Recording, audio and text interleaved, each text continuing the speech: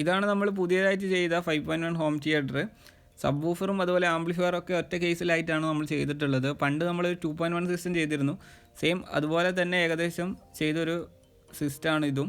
പിന്നെ ഈ ഒരു കാണുന്ന സ്പീക്കർ ബോക്സ് എന്ന് പറയുന്നത് നമ്മൾ പഴയൊരു ഹോം തിയേറ്ററിൻ്റെ അന്ന് എടുത്താണ്. അപ്പോൾ അതിൻ്റെ സബിനത്ര പവർ ഇല്ലാത്തതുകൊണ്ട് തന്നെ നമ്മൾ കുറച്ചുകൂടി പവർ കൂട്ടാൻ വേണ്ടിയിട്ട് JBL ഒക്കെ യൂസ് ചെയ്തിട്ടാണ് നമ്മൾ ഈ ഒരു 5.1 ഹോം തിയേറ്റർ ചെയ്തിട്ടുള്ളത്. അപ്പോൾ ആ ഒരു സ്പീക്കേഴ്സ് നമ്മൾ ഇതിലേക്ക് വേണ്ടിയിട്ട് എടുത്തന്നേ ഉള്ളൂ.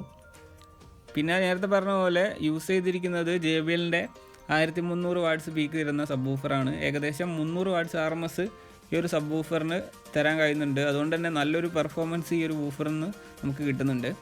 പിന്നെ ഇൻറ്റേർണലായിട്ട് നമ്മൾ നോക്കുമ്പോൾ ഇതിൽ നമ്മൾ 2 ട്രാൻസ്ഫോമർ യൂസ് ചെയ്തിട്ടുണ്ട്. ഒന്ന് സബ്വൂഫറിനും അതുപോലെ മറ്റൊന്ന് 5 ചാനൽ ബോർഡിന് വേണ്ടിയിട്ടാണ്. അതിൽ 5 ചാനൽ ബോർഡിന് നമ്മൾ യൂസ് ചെയ്തത് 5 ആംപിയർ 12012ൻ്റെ ഒരു ട്രാൻസ്ഫോമറും അതുപോലെ സബ്വൂഫറിന് വേണ്ടിയിട്ട് യൂസ് ചെയ്തിട്ടുള്ളത് 27027 8 ആംപിയറുമാണ്. പിന്നെ കുറച്ച് ബാക്കി സപ്ലൈകളൊക്കെ അതിനകത്ത് തന്നെ വരുന്നുണ്ട്, റിമോട്ട് കിറ്റിനും സബ്വൂഫർ ഫിൽറ്ററിനൊക്കെ വേണ്ടിയിട്ട്. പിന്നെ നമ്മൾ യൂസ് ചെയ്തിരിക്കുന്ന ഈ ഒരു സൗണ്ട്ട്രോണിൻ്റെ 4 MOSFET ബോർഡാണ് സബ്വൂഫറിന് വേണ്ടിയിട്ട്. അതിൻ്റെ ഒരു വീഡിയോ നമ്മൾ തൊട്ട് മുന്നേ ചെയ്തതാണ്. നിങ്ങൾക്ക് ആ ഒരു വീഡിയോ ചെക്ക് ചെയ്ത് നോക്കാം, ഞാൻ ലിങ്ക് ഡിസ്ക്രിപ്ഷൻ ബോക്സിലിടാം. പിന്നെ 6 ചാനൽ സ്പീക്കർ പ്രൊട്ടക്ഷനും അതുപോലെ 5 പ്രീസെറ്റ് ഫിൽറ്റർ ബോർഡുമാണ് നമ്മൾ ഇതിൽ യൂസ് ചെയ്തിട്ടുള്ളത്. ഈ ഒരു ഫിൽറ്റർ ബോർഡും അതുപോലെ സൗണ്ട്ട്രോണിൻ്റെ 4 MOSFET ബോർഡും തമ്മിലുള്ള കോമ്പിനേഷൻ നമുക്ക് സബ്വൂഫറിൻ്റെ സൈഡിൽ നിന്ന് നല്ലൊരു രീതിയിലുള്ള പെർഫോമൻസ് തരുന്നുണ്ട്. പിന്നെ ഇതിൽ യൂസ് ചെയ്തിരിക്കുന്നത് ഷാ ഡിജിറ്റൽസിൻ്റെ 5.1 റിമോട്ട് കിറ്റാണ്. അതാണ് ഇതിൻ്റെ മറ്റൊരു എടുത്തു പറയാനുള്ള സ്പെഷ്യാലിറ്റി. പിന്നെ നമ്മളിതിൽ ഓട്ടോമാറ്റിക് കൂളിംഗ് ഫാൻ സിസ്റ്റം കൊടുത്തിട്ടുണ്ട്. നമ്മൾ തന്നെ ചെയ്തൊരു സർക്യൂട്ടാണ്. ആ ഒരു സർക്യൂട്ട് നല്ല രീതിയിൽ തന്നെ വർക്ക് ചെയ്യുന്നുണ്ട്.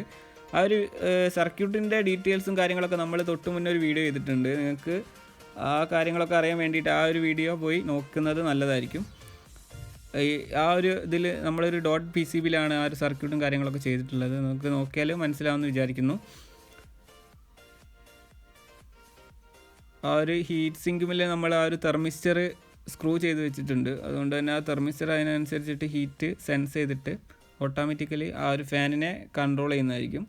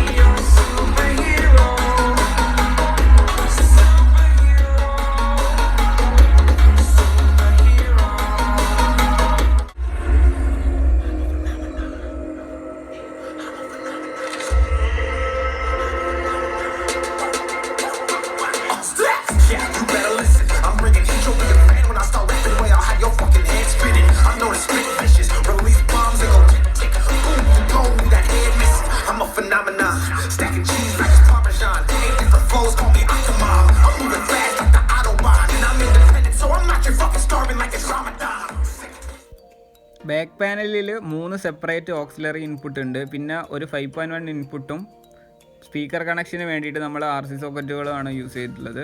പവർ സ്വിച്ചും നമ്മൾ ബാക്കത്തെ പാനൽ തന്നെയാണ് കൊടുത്തത്. പിന്നെ ടോട്ടൽ ഹീറ്റ് പുറത്തേക്ക് പോകാൻ വേണ്ടിയിട്ട് പുറകിലായിട്ടൊരു കൂളിംഗ് ഫാൻ കൂടി കൊടുത്തിട്ടുണ്ട്.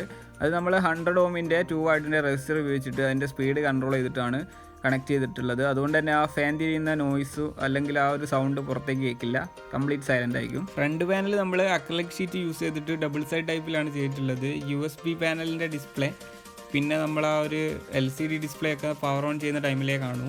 ഈ ഒരു LCD ഡിസ്പ്ലേ നമ്മൾ ഏതെങ്കിലും കീ പ്രസ് ചെയ്യുമ്പോൾ മാത്രമേ ഉള്ളൂ ഓണായി വരുള്ളൂ. ഫ്രണ്ടിൽ USB പോർട്ട്, അതുപോലെ standby, volume +or- input selection, പിന്നെ ഒരു എക്സ്ട്രാ വോളിയം കൺട്രോൾ കൊടുത്തിട്ടുണ്ട് സബ്വൂഫറിന് വേണ്ടിയിട്ട്. അതിന് ചുറ്റും ഒരു ബ്ലൂ ലൈറ്റിൻ്റെ റിങ്ങും കൊടുത്തിട്ടുണ്ട്. ഓവറോൾ ആ ഒരു ലുക്ക് നല്ല രീതിയിൽ തന്നെ നമുക്ക് കിട്ടുന്നുണ്ട് ഫ്രണ്ട് നോക്കുമ്പോൾ.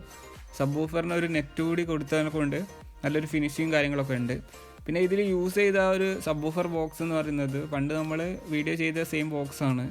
2 പോർട്ട് ടൈപ്പാണ്. അതുകൊണ്ട് തന്നെ റൂമിൻ്റെ അകത്തൊക്കെ നമുക്ക് നല്ല രീതിയിൽ തന്നെയുള്ള ഒരു പെർഫോമൻസ് ഈ ഒരു സബ് വൂഫറിൻ്റെ സൈഡിൽ നിന്ന് കിട്ടുന്നുണ്ട്.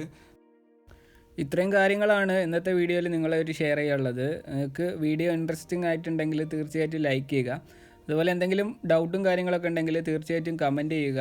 പിന്നെ വീഡിയോ ഒന്ന് ലൈക്ക് ചെയ്യുക. എന്നും പറയുന്ന പോലെ ചാനൽ സബ്സ്ക്രൈബ് ചെയ്യുക, സപ്പോർട്ട് ചെയ്യുക. അടുത്തൊരു വീഡിയോയിൽ കാണാം. Thank you.